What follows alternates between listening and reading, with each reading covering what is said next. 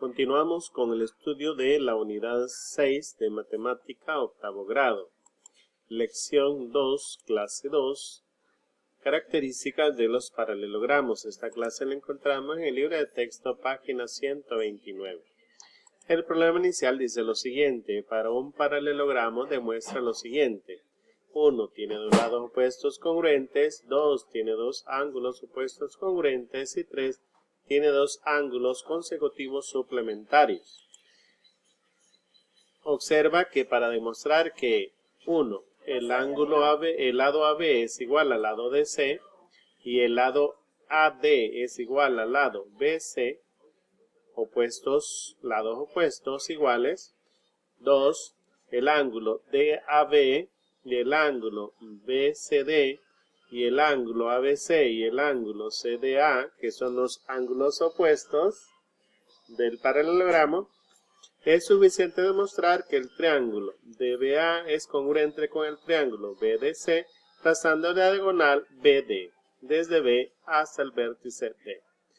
Al hacer pausa el video y después reanudarlo, vamos a ver la solución y comparamos con la solución que vamos a dar a continuación.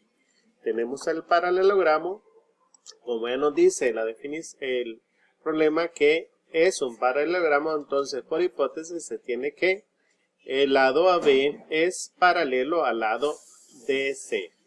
Vean, AB paralelo a DC.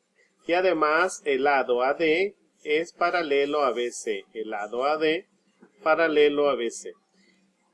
Tomando en cuenta esto, vamos a trazar la diagonal BD y se va a tener dos triángulos.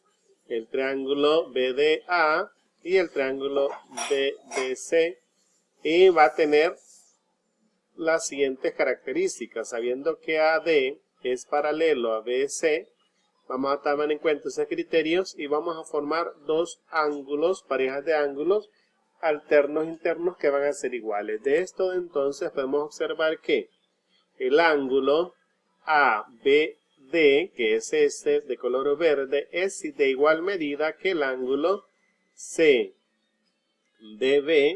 que es este, por ser alternos internos entre dos rectas paralelas. De igual manera, el ángulo ADB es de igual medida que el ángulo CCBD, por hacer alternos internos entre paralelas. Tomando este criterio entonces, y además el lado BD es común, porque era la diagonal, podemos concluir que el triángulo DBA es congruente con el triángulo BDC por el criterio ALA, ángulo, lado, ángulo, por la justificación 1 y 2, y que BD es un lado común o la diagonal del paralelogramo. También podemos observar que el ángulo ABC es igual al ángulo CDA. Este ángulo que está en el vértice B es igual al ángulo que está en el vértice D. Porque en el paralelogramo se cumple que si sumamos estos dos ángulos que se han formado, va a ser igual a la suma de los otros dos ángulos que están formados en el vértice D. El ángulo ABD más el ángulo CDB es igual al ángulo CDB más el ángulo ADB. Entonces podemos concluir que AB es igual a DC, al lado AD es igual al lado BC, y el ángulo DAB es igual al ángulo BCD, opuesto por el vértice, y el otro ángulo ABC es igual al ángulo CDA, opuestos por el vértice. Por lo tanto, los ángulos opuestos por el vértice tienen la misma medida. Solo nos hace falta decir que el ángulo ABC más el ángulo BCD es igual a 180, que es la mitad de la suma de los ángulos internos de un cuadrilátero. Si dos ángulos, los ángulos opuestos son iguales, por tanto la suma de dos consecutivos siempre va a ser van a sumar 180 grados o son suplementarios. Veamos la conclusión. En un paralelogramo se cumple que los lados de los ángulos opuestos son congruentes y los ángulos consecutivos son suplementarios. Lo podemos ver en la última figura. Los lados opuestos son de igual medida,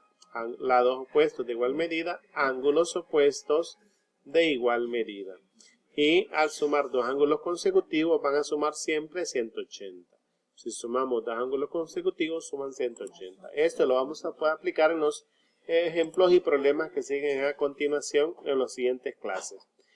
Veamos el siguiente ejemplo. Encuentra los ángulos y lados según las características de los paralelogramas.